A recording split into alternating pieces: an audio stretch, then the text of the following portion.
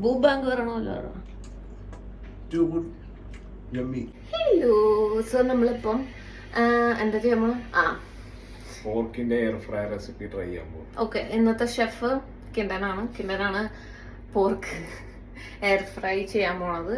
ഞാൻ കഴിക്കില്ല, but still നമുക്ക് ജസ്റ്റ് ഒന്ന് ടെസ്റ്റ് അടിച്ച് നോക്കാം. ആഷിലിന്റെ റെസിപ്പിയാണ്. സോ നമ്മള് പോർക്ക് ഇങ്ങനെ ക്ലീൻ ചെയ്ത് വെച്ചിട്ടുണ്ട്. അപ്പൊ ഇതിന്റെ എന്താ ചെയ്യണ്ട, വെള്ളമൊക്കെ നന്നായിട്ട് ഡ്രൈ ആക്കി കൊടുക്കണം. അപ്പോൾ നമ്മുടെ പോർക്കും കൂട്ടനെ ഇങ്ങനെ കുഞ്ഞി ക്യൂബ്സ് ആയിട്ട് നമുക്ക് ഫസ്റ്റ് കട്ട് ചെയ്ത് കൊടുക്കാം. എന്നാലേ നമ്മളിടുന്ന മസാലയൊക്കെ അതിനകത്തോട്ട് കറക്റ്റായിട്ട് ഇറങ്ങുള്ളൂ.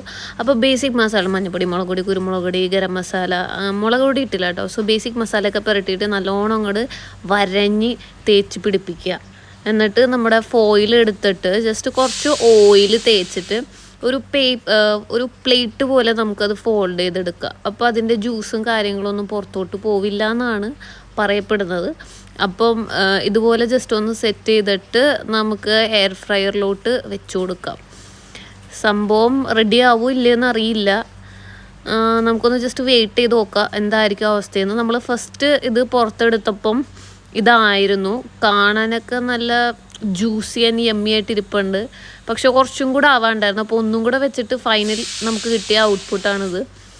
അപ്പോൾ ഞാൻ എന്തായാലും പോർക്ക് കഴിക്കാത്തത് കൊണ്ട് ഉണ്ടാക്കിയ ആളോട് തന്നെ നമുക്ക് ചോദിക്കുക എങ്ങനെ ഉണ്ടായിരുന്നു.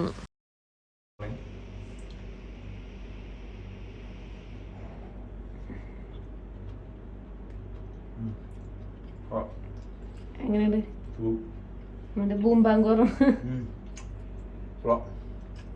ബൂംബാങ്ക് വരണമല്ലോ. Too good, yummy.